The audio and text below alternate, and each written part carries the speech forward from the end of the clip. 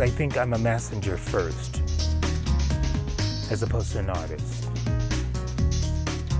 I'm here to deliver these deeds, and then I'm moving on to my next assignment. The title being Sojourn, it's a temporary stay. So with that in mind, I'm thinking about what does that mean? What do I want to leave behind?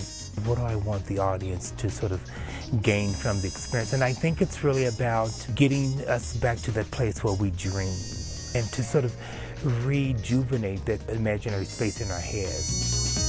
So I think that really was sort of the beginning of why I opened up the exhibition with this object that becomes an offering, a moment of silence. I found this, I think it was labeled a flower pot at this flea market. It was me providing you this window into my sort of world.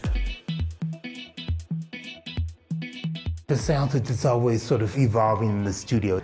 There's never ever two that are the same. Textiles, fabrics, we sort of search them out through travels sort of around the world as I'm working. Here we're talking a lot about masquerade. So here we're hiding race, gender, class. So you're forced to look at the objects without judgment. But this is me sort of inviting you to my playground. I never put them on as I'm building them. I really don't want to know any of that because I don't want that to sort of hinder my process of how it's going to be made. It's really extraordinary. We did an open call where we had people come to the museum to try out. And you know, there's people that I took on for the project that aren't coming from a trained dance background. That really provides an interesting palette. But it's not about that. It's about being fearless. My work is mostly about movement. It's not really about dance. The difference is, I think dance really becomes a structural sort of choreographed piece. I think movement is more emotional. When I'm working with performers, I don't even have you put the suit on at first. I have you look at it, touch it, and kind of just imagine what you think it is going to feel like on the body.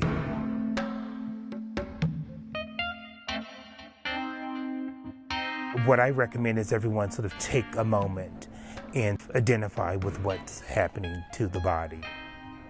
And what have you become in this particular moment? You have to sort of submit to a transformation of sorts. And then when you're in it, I have you just sit and get quiet because you have to be willing to make the transition. And then it's really all about conviction.